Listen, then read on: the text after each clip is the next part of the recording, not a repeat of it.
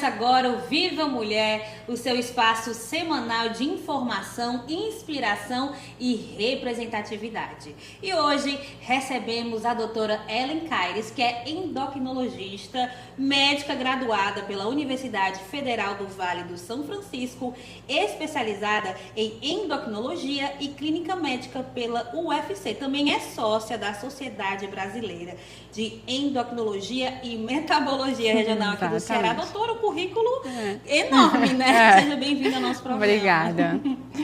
Doutora, eu queria que a gente começasse falando um pouquinho sobre a saúde feminina, né? Porque a gente sabe que, na verdade, a gente sabe não, a gente tem uma leve suspeita de que a mulher tem uma tendência maior a engordar, isso é verdade. E também queria que a senhora explicasse um pouco dos critérios da questão da obesidade, que deu uma mudada, né, doutora? Sim, com certeza. Então, a mulher, a gente passa por diversos ciclos ao longo da vida, né? E a tendência a ganhar peso vai piorando ao longo da idade, né? Na menopausa, por exemplo, a gente tem alterações hormonais que predispõem à deposição de gordura visceral e ganho de peso progressivo, né? É o contrário do homem, a gente leva essa desvantagem hormonal aí. Mas, então, baseado nisso, né, e dentre outros fatores, foi que a Sociedade de Endocrinologia lançou um consenso de especialistas, que foi lançado recentemente, que não leva em consideração somente números, né? A gente não considera só o peso, né, que é o famoso IMC, né? Peso sobre a altura, ao quadrado. Então, a gente considera outros critérios, como a gente tem que aferir a circunferência abdominal, para ver se tem gordura visceral, aferir a questão do quadril e fazer uma relação da cintura do quadril ou a relação da cintura para a altura. Porque a gente começou a observar que existiam mulheres que tinham um IMC acima, mas, na verdade, quando fazia a composição corpórea, era músculo. Ou vice-versa, tinha mulher que tinha um IMC dentro da normalidade, abaixo de 25, e aí, quando a gente fazia a composição corpórea, eram mulheres obesas, né? Então, isso é um novo paradigma que vem sendo mudado, né, de análise clínica, né? Que vai de encontro a muitas coisas difundidas aí na rede social, sem conhecimento, né? Então, hoje, a gente trata a obesidade realmente como uma doença neurocomportamental muito mais complexa, crônica, recidivante. Eu acho que muitas mulheres já sofreram, né, com o fato da gente emagrecer e ganhar e ficar naquele efeito sanfona. E muitas vezes a gente tinha isso como era uma culpa eterna, né? Como eu sou falha, como eu não consigo me manter magra, né? E na verdade não é tão simples assim. Não é só decisão comportamental, tem muitas alterações endócrinas, hormonais, que te levam ao reganho de peso. Então, por isso que é importante perder com saúde, certo? Não só esteticamente falando, junto com o acompanhamento profissional do endócrino, nutricionista, né? Um professor de educação física, né? Então, a boa perda de peso é uma perda de peso acompanhada, né, orientada. Vale também nessa equipe multidisciplinar um psicólogo também? Sim, porque como imprescindível. A senhora estava falando da questão de muitas vezes ser comportamental, Sim. às vezes a relação com a comida, né? Sim, exatamente. Às vezes a gente entra num ciclo vicioso e não consegue, né, mensurar. Muitas vezes assim a gente atende no consultório, né, muitas mulheres que não conseguem identificar, meu Deus, o que está acontecendo, né, para que eu chegue aqui e não consigo sair. Então, eu sempre tento essa abordagem, né, assim, a gente acaba sendo um pouco psicólogo, mas nunca, né, a gente nunca vai suprimir realmente essa necessidade também desse profissional. Mas eu tento sempre trazer, né, no recordatório, na história clínica do paciente, né, tentar entender o comportamento alimentar, como ele vê o alimento, né, também como é que é a relação em casa, porque às vezes você tem, a casa toda está naquele ciclo, né, então para aquela paciente identificar onde está o erro, ela não consegue, porque está todo mundo envolvido nos mesmos hábitos, sabe? Então a gente tem que trabalhar isso também, ver a questão dos hábitos de vida, como é que está o seu sono, como é que está a ingestão de água, né? A ingestão de proteína, né? O grau de estresse, porque às vezes a gente não identifica, às vezes é um trabalho muito estressante, desgastante, em casa mais estresse ainda. Então, veja só, isso são poucas coisas comportamentais que eu consegui enumerar agora, lembrando, e junto a isso ainda o que? Alteração genética, né, que pode ser predisposição, doenças, né, que pode predispor também ao ganho de peso, né. Então, é muito mais complexo, é uma doença extremamente que precisa, assim, de uma análise multifatorial e multidisciplinar, não é tão simples. E ainda mais na vida das mulheres, que tem, às vezes, tripla jornada. Então, assim, trabalha de manhã, trabalha de tarde, de noite, né? Chega em casa sem cuidar do filho, cuidar da casa. Então, querendo ou não, isso tudo também ajuda um pouco, né? A questão dessa tendência, digamos assim, a ganhar o peso. A mulher também é muito cobrada com relação a isso, né? Exatamente. Então, eu acho que isso piorou mais ainda, pelo menos uma percepção minha, depois da difusão da rede social, porque você fica vendo aquele corpo escultural, numa vida maravilhosa, sem problema, a pessoa só malha, né? Faz dieta e a gente naquela nossa rotina se cobra, né? Então é uma autocobrança, a gente tem que ser mãe, boa mãe, a gente tem que malhar, assim, tem que comer bem, tem que trabalhar, ser uma excelente profissional. Então são muito cobranças, né? Que acabam interferindo e isso nos faz paralisar, né, muitas vezes. Então, a gente tem que respirar e fazer o que pode, né, é o que eu digo para meus pacientes. Então, a gente, doutora, eu só consigo fazer 15 minutos de caminhada, faça. Então, assim, isso é o melhor que você pode dar, vamos fazer, né? Então, tudo é melhor do que nada. É uma frase que eu uso muito no meu consultório, tudo é melhor do que nada, porque assim, só o fato de você levantar e fazer alguma coisa já modifica a mortalidade, e isso não estou inventando, tem dados estatísticos quanto a isso, certo? Modifica a mortalidade cardiovascular, e o ato de você deixar o sedentarismo e dar o primeiro passo é o que mais impacta, tá? Do que depois aumentar e intensificar a atividade física. Então, o primeiro impacto de você sair do sedentarismo e fazer alguma coisa já modifica muito a saúde cardiometabólica, viu? A gente estava conversando, inclusive, nos bastidores, que a assessora aqui da doutora estava falando que às vezes não consegue treinar porque tem um filho. Aí eu estava falando, eu já não tenho um filho, consigo treinar todo dia. Ou seja, não se compara mesmo, né, doutora? Porque assim, realidades são realidades. Mas todo mundo tem as 24 horas, nem todo mundo. Porque tem gente que passa 4 horas dentro de um ônibus para ir voltar do trabalho. Exato. Então, assim, eu acho que principalmente esse conselho de você adequar a sua realidade e fazer o que você consegue é fundamental. Por exemplo, tem alguns estudos mostrando, por exemplo, o fato de você, durante ao longo do dia, você pegar 10 minutos, né? E assim, subir a escada no trabalho e descer, entende? E fracionar isso ao longo do tempo já está valendo, né? O grande problema está em você passar muito tempo sentado, né? Então, o tempo sentado já também aumenta a mortalidade. Então, o importante é mexer, certo? Da forma que for, como for. Se você conseguir manter uma rotina, né? Dentro daquela do seu dia a dia, né? Que conseguir destinar pelo menos 30 minutos dia, ótimo. Se não, vamos fazer o que pode. Vamos tirar esse peso, essa culpa, né? Vamos levar com leveza, né? Eu acho que tudo é leveza e equilíbrio, né? Então, assim, se um dia eu errei, no outro dia eu tento consertar e aí a gente vai levando que vai dando certo, né? Eu acho que a vida é isso. E, doutora, falando sobre essa questão do emagrecimento, não tem como não falar, gente. Canetas emagrecedoras. Porque virou uma febre, um fenômeno, digamos assim, né? Todo mundo, agora que ficou um pouco mais barato, porque antes o Monjaro era só pra gente extremamente rica. Eu me lembro que na época que a Maiara, da Maiara Maraíza, não sei se foi a Maiara, se foi a Maraíza, tomou, era tipo 10 mil reais a caneta. Hoje em dia está um pouco mais acessível.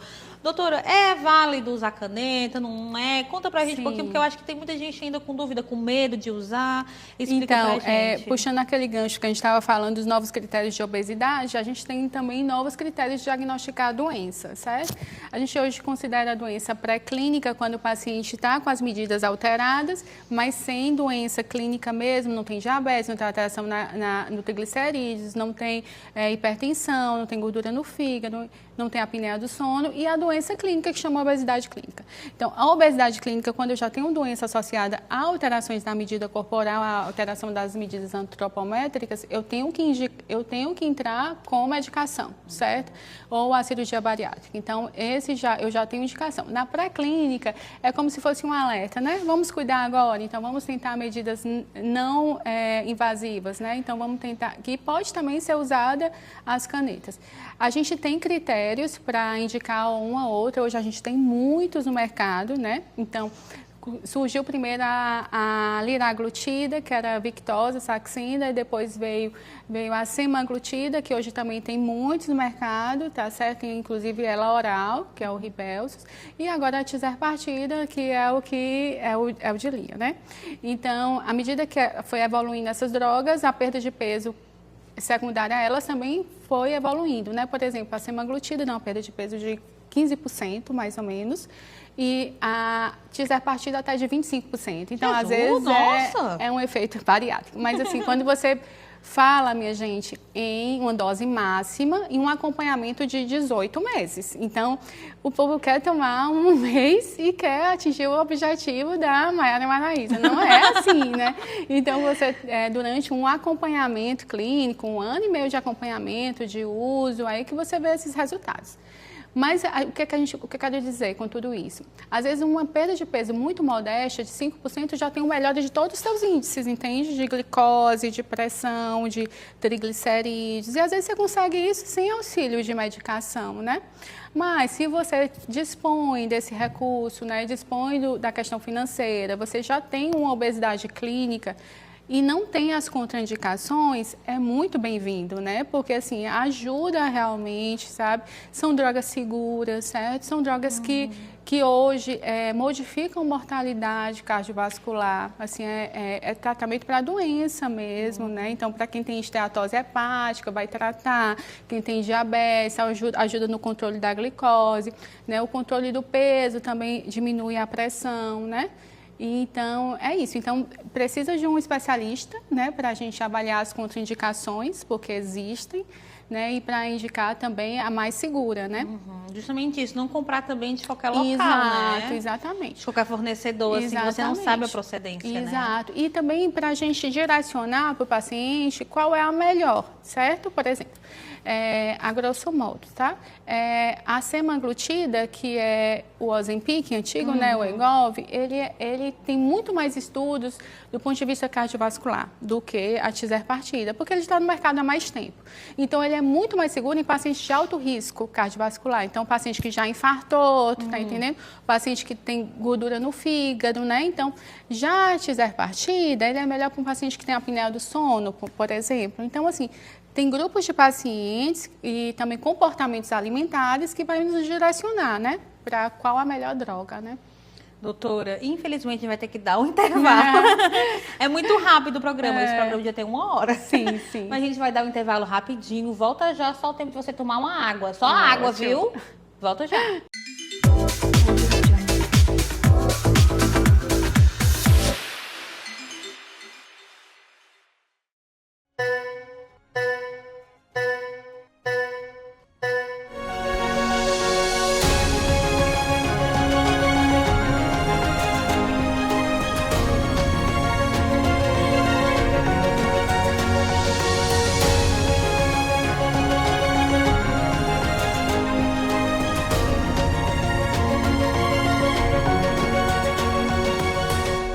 Fortaleza cresce e nossa Câmara precisa acompanhar o tamanho da cidade que representa. Por isso, depois de mais de 20 anos, a Câmara de Fortaleza está voltando para o centro da cidade. É aqui que a nossa história começou e vai continuar, cada vez mais próxima das nossas raízes e da nossa gente. Uma nova sede projetada para ser muito mais inclusiva, sustentável e tecnológica, ocupando o prédio do antigo Mucuripe Club, com vista para o mar e de olho no futuro. Seremos vizinhos de um importante polo cultural e de grandes ícones da nossa cidade, o Forte de Nossa Senhora da Assunção e a Catedral de Fortaleza. Voltamos para onde o povo está, trazendo mais segurança para a região e movimentando a economia local, dando vida nova a um cartão postal da capital para lembrar que também fazemos parte dos seus dias. Câmara de Fortaleza, em breve, uma nova casa para você.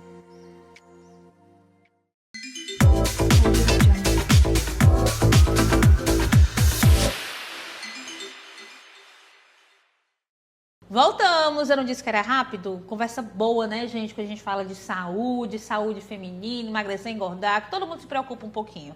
Ou quer ganhar um pezinho ou quer perder. Eu sei que você está em casa se perguntando sobre isso. Voltando ao assunto. Doutora, a gente está falando sobre a caneta, né, que ajuda muito no processo de emagrecimento, mas em que momento o paciente, digamos assim, é indicado realizar a cirurgia bariátrica? Em que momento ele não, realmente esse paciente é de cirurgia bariátrica? Eu assisto muito aquele programa Quilos Mortais. Adoro.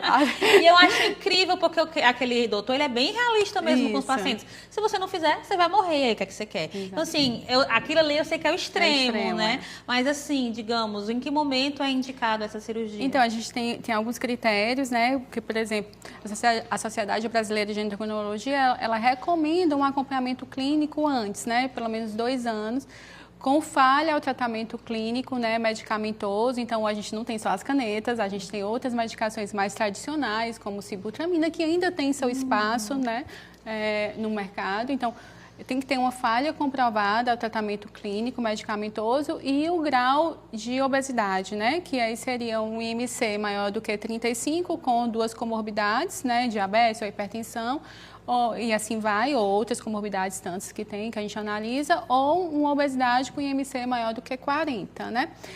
Antigamente se fazia também com IMC acima de 30, com diabetes descompensado, com o uso que a gente chamava de cirurgia metabólica, né?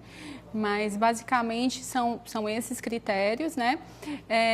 Cada vez mais a gente vê uma procura também pela bariátrica, está todo mundo, né, percebeu que a obesidade é uma doença e quer um tratamento definitivo e, assim, a obesidade, a cirurgia bariátrica, eu digo para meus pacientes, para perder peso, a gente tem 3 caminhos a seguir, né? A gente pode tentar medidas não farmacológicas, né, que é mudança de estilo de vida, farmacológica com medicação, e a cirurgia bariátrica é um terceiro caminho que pode ser tomado também. Tem seu espaço ainda, né? Às vezes, um paciente super obeso chega para a gente, mesmo iniciando terapia medicamentosa, não atinge o alvo, então esse paciente ainda se beneficia, né, da cirurgia bariátrica, né? Mas mesmo com cirurgia bariátrica tem todo o acompanhamento nutricional, exato, né? Porque a gente tem que ficar vendo esse paciente para ficar repondo adequadamente as vitaminas, ver o grau de perda de peso, né? E também acompanhar reganho, porque acontece, né? Então, a cirurgia bariátrica é algo assim, relativamente novo, e assim, a gente tem visto também, né, depois a gente fala o estado de lua de mel ali de um ano e meio, 2 anos, que ele só perde, e aí pode acontecer o reganho, né? Então, a gente tem critério também de reganho, de intervenção medicamentosa precoce, para que o paciente não volte à estaca zero, né? Mas é normal, assim, esse reganho de peso, mesmo depois da cirurgia, porque a cirurgia, eu sou leiga, tá? Mas meio que dá corta o estômago. A gente tem, assim, as mais difundidas, né? A gente tem a sleep, que é só uma cirurgia restritiva, que ela só diminui o tamanho do estômago, e tem a bypass, que é uma cirurgia restritiva e desabsortiva. Ela diminui a absorção de nutrientes e tudo mais. Então, aí a bypass, ela dá uma perda de peso um pouco maior e um pouco mais duradouro, né? Mas hoje a gente vê que essa diferença não é nem tanto significativa, mas relatados nos livros e tudo mais. Mas durante o processo, o nosso organismo se readapta, né? E aí acaba, e sem contar nisso, se você não tiver um controle alimentar adequado, eu posso ter baixa ingesta, mas com alimentos altamente calóricos. Isso é muito comum, por exemplo, no shake, sabe? Sorvete, que é mais palatável, altamente calórico, e o refrigerante. E o paciente consumir muito isso e ganhar peso. E volta, Camila, eu já atendi vários pacientes hoje em dia no meu consultório que às vezes volta realmente à estaca zero ou fica ali com déficit de peso de 10, a paciente perdeu 40, 50, reganham e aí ficam quase igual a antes. E essa é uma obesidade que eu falo que é a pior, porque você, quando perde, você perde tudo, né? Se você não tiver um acompanhamento nutricional, você perde gordura, perde músculo, e quando ganha em gordura, tá? E se não tiver um plano alimentar e de treino de força, né? Então, essa obesidade é uma obesidade sarcopênica, né? É uma mulher que a gente precisa estar muito mais em cima, sabe? Mas a cirurgia bariátrica pode ser feita mais de uma vez ou não? O ideal mesmo é só fazer uma e meio que lidar com as consequências, se tivesse reganho de peso, como é que é? Não, assim, pode ser refeita sim, é lógico assim, que hoje a gente lança mão agora dessas medicações novas, né, que são incretinométicas que a gente fala, elas têm excelentes resultados, né, com perda de peso muito boas, de 15 a 20, 25% do peso. Mas ainda tem espaço, às vezes você fez um sleeve, pode migrar para bypass, né? E assim, mas uma segunda cirurgia, se você já fez uma cirurgia desabsortiva, fazer de novo, aí você vai desnutrir demais, entende? Então aí a gente já tem que ponderar, tá? Tem que ser caso a caso, né? Discutir com o cirurgião também, eu acho que tem que manter um diálogo aberto com o cirurgião. Para ver se vale a pena de novo fazer isso, mas normalmente é quando é sleeve que você pode, que é só uma restritiva, que você pode evoluir também para uma desabsortiva. Mas eu acho que a gente está caminhando mais com essas drogas para tratamento medicamentoso mesmo, intervenção precoce, né? Então, quando o paciente for fazer a bariátrica, é saber que tem que manter o acompanhamento com o cirurgião, tem que manter acompanhamento com o endocrinologista, nutricionista, educador físico, psicólogo, para não reganhar e a intervenção ser precoce, né? É isso que a gente indica, né? Doutora, voltando um pouquinho para a saúde da mulher, eu vou contar uma coisa pessoal minha, tá? Quando eu era mais nova, eu sempre fui de lutar contra a balança, assim, sabe? A minha tendência é sempre ganhar peso. Acho que muitas mulheres vão se identificar com o que eu tô falando. Quando eu era mais nova, eu fiz uma dieta muito famosa, há um tempo atrás, vou indicar a minha idade agora. Vigilantes do peso. Sim. E eu me lembro que a pessoa que ficava responsável, que era tipo assim, um clube de pessoas que estavam ali querendo emagrecer, e todo mundo contava um pouco da sua história. E eu me lembro que a pessoa, né, que acompanhava a gente falava assim, olha, mulheres, na semana que você ficar menstruada, você praticamente não vai perder peso. Eu queria entender por que eu falava, meu Deus, até isso, Senhor. Na semana da menstruação, quando a mulher fica menstruada, então, por que tem essa dificuldade maior, digamos assim, de perder peso? A gente tem muitas alterações hormonais, não é nem... Tem também a dificuldade de perder peso, mas é mais a questão de retenção hídrica, né? Então, você fica muito mais predisposto a ficar edemaciada, inchadinha e tudo mais. E outra coisa também é a questão da fome, né? Então, eu tenho alteração estrogênica. Exatamente. Exatamente. Na fase folicular a gente tem a questão estrogênica e tudo mais, então isso acaba aumentando um pouco a fome, aí a vontade do doce vem, né? A nossa compulsãozinha, e aí... Então não é uma coisa assim, é uma coisa real que acontece, é uma coisa real, do doce, é cíclico, né? Exatamente. Então a gente mulher, a gente é uma bombinha, né? E flutuante de hormônios, então eu falo para o meu paciente, você não é uma linha reta, então a gente é cíclico, então quando a gente acaba a menstruação, a gente está mais, você vê que você está mais seca, né? Fica mais magra, de 2 quilos, né? Eu, particularmente, quando eu período pré-menstrual, engordo facilmente 2 quilos, mais de retenção hídrica. Menstruou, esse quilinho já vai embora, né? Então, paciência, Tava né? até conversando com a senhora ali nos bastidores, dizendo que eu fui para nutricionista ontem e eu estou menstruada. Eu falei assim, você perdeu 3,9 kg. 100 gramas aí, tô arredonda, porque é da menstruação. Com certeza. Perdi 4 quilos, assim. Porque realmente a gente se sente, é incrível. As roupas. A calça, né, que fechava e já começa a incomodar ali na região abdominal, né? Então, isso é muito comum, esse ganho de peso aí, não é nem um ganho de peso, né, perimenstrual, né? Essa falsa impressão de que está acima do peso, né? Como fazer alguma coisa para não ter tanta retenção nesse período menstrual? Então, intensificar a atividade física, né? Ingerir mais água, porque às vezes é contrário, é contraditório, mas a ingestão de água acaba melhorando, né?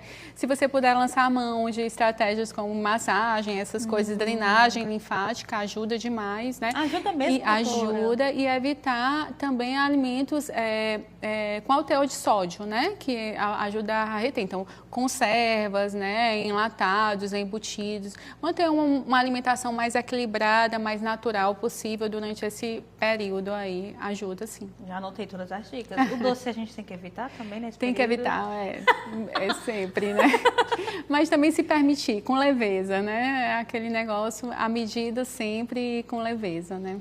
E por falar em permissão, a gente está vindo, né? O nosso programa está passando justamente na semana que a galera tá voltando aí do carnaval e com certeza muita gente se permitiu, né?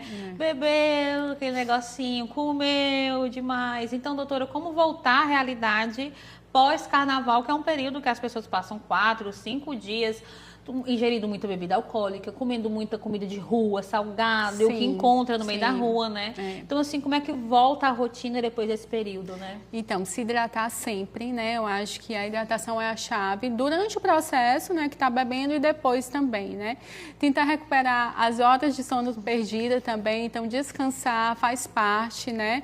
Então, tentar dormir bem e manter uma alimentação saudável, né? Eu acho que durante esse período deve ter se permitido aí muito churrasco, salgados, etc e tal. E quando voltar mais, né? Comendo mais alimentos integrais, aumentar a ingesta de proteína, né? Para voltar com força aos treinos, né? Aos poucos e vida que segue, né? A senhora falou sobre a questão do sono. A mulher tem uma tendência maior a não dormir bem? Tem alguma coisa desse tipo? Porque eu vejo muito amigas, eu não, graças a Deus, minha filha, se eu encostar aqui nessa cadeira eu durmo. Mas assim, tenho muitas amigas que sofrem muito de insônia. Eu tenho uma prima, que inclusive beijo, ela sofre tanto de insônia que ela tira cochilos durante o dia. Teve uma vez que ela dormiu no sinal, assim, ela parou o carro e dormiu. De tanto assim que ela não consegue dormir de noite. É uma tendência, assim... Então, assim, isso se agrava mais, Camila, no período da menopausa, certo? Porque, assim, a gente tem a progesterona, né? O ovário é o nosso órgão que produz estrogênio, onde produz progesterona, onde produz nossa testosterona. E a progesterona é muito importante para a qualidade do sono feminina. Então, quando a gente entra na menopausa, acaba que a gente tem uma falência, né, ovariana, que a gente diz, e todos esses hormônios caem. Então, aí é que entra também a avaliação médica, porque a gente pode lançar mão hoje de suplementações muito seguras, hormonais, na menopausa, tá?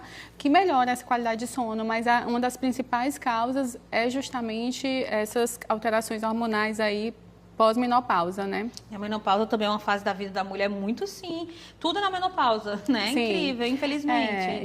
Exatamente. É porque, assim, o nosso normal, né? Imagina você estar acostumado com níveis hormonais ali todo mês e, de repente, aquilo decai, né? Então, é um choque muito grande, né? Pode dar várias alterações comportamentais, inclusive, né? A mulher fica mais irritada, né? E às vezes pode dar conflito dentro da casa e aí as pessoas não entendem de onde é que vem aquilo tudo.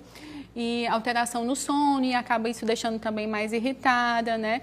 E fora as alterações metabólicas, que é a tendência à deposição de gordura visceral nos órgãos, né? Que é a pior gordurinha, né? Não é só estético, é saúde também.